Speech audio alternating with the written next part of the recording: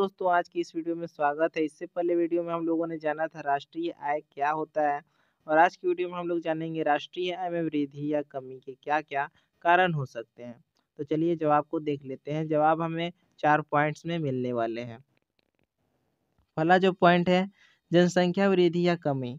अगर एक देश में जनसंख्या वृद्धि अधिक हो रही है और रोजगार की दृष्टि से कम है, तो यह आय को कम कर सकता है। मतलब कि दोस्तों, अगर कोई देश है उसमें जनसंख्या ज़्यादा है और वहाँ पे रोजगार कम है, तो क्या होगा कि वहाँ की जो आय होगी, लोगों के जो महीने होंगे, जो तनख्वाह होंगे, वो भी कम हो जाएँगे।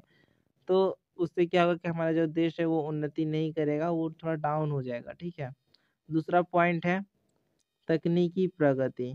तकनीकी और औद्योगिकी प्रगति भी राष्ट्रीय आय को प्रभावित कर सकती है क्योंकि इससे उत्पादन में सुधार होता है। दोस्तों, अगर मान लेते हैं आजकल का ज़माना जो है वो बहुत ही डेवलप हो चुका है। आप लोगों को पता है कि अब सारे कारखाने में ज़्यादा से ज़्यादा काम जो है मशीनें करती हैं, जो कि किसी भी मज़दूर से 10 गुना या 50 गुना ज़्यादा तेज़ी से करती हैं, ठीक है?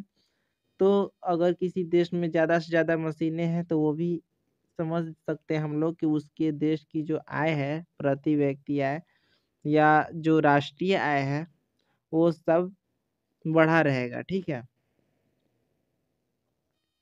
जो एक अच्छी बात होगी। तीसरा जो पॉइंट है विपणन प्रतिस्पर्धा। विदेशी बाज़ारों में आपसी प्रतिस्पर्धा और व्यापारी संबंध भी राष्ट्रीय आय को प्रभावित कर सकता है। मतलब कि कोई देश है जो एक देश से दूसरे देश में सामान नहीं लेन-देन करता है। लेकिन ऐसा नहीं है, अगर आप एक देश से दूसरे देश में सामान लेन-देन करते रहते हैं, तो इससे भी आपकी जो राष्ट्रीय आय है, वो बढ़ती है, वो प्रभावित करती है। चौथा पॉइंट है शिक्षा और प्रशिक्षण। शिक्षा और प्रशिक्षण के स्तर की बढ़ोतरी भी राष्ट्रीय आय में सुधार कर सकती है क्योंकि यह कामकाजी बालकों को अधिक सामर्थ्यपूर्ण बनाती है।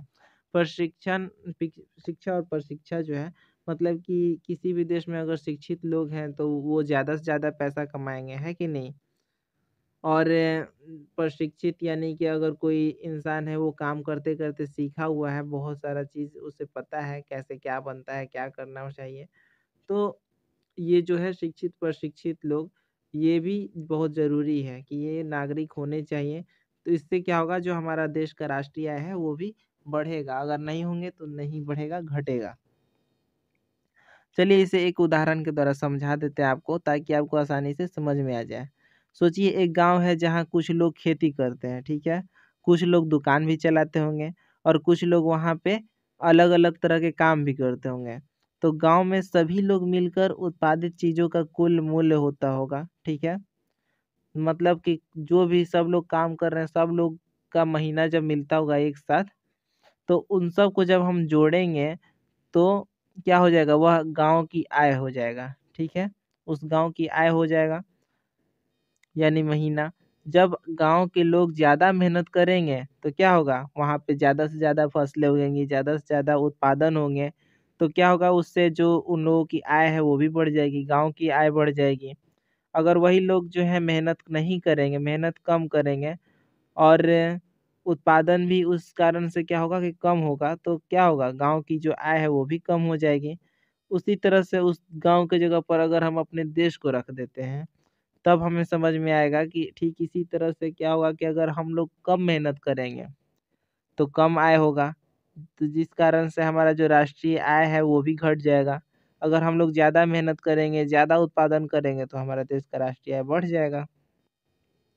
इस वीडियो में बस इतना ही, फिर मिलेंगे नेक्स्ट वीडियो में और नेक्स्ट वीडियो में हम लोग जानेंगे शिक्षा क्या है। तब तक के लिए धन्यवाद।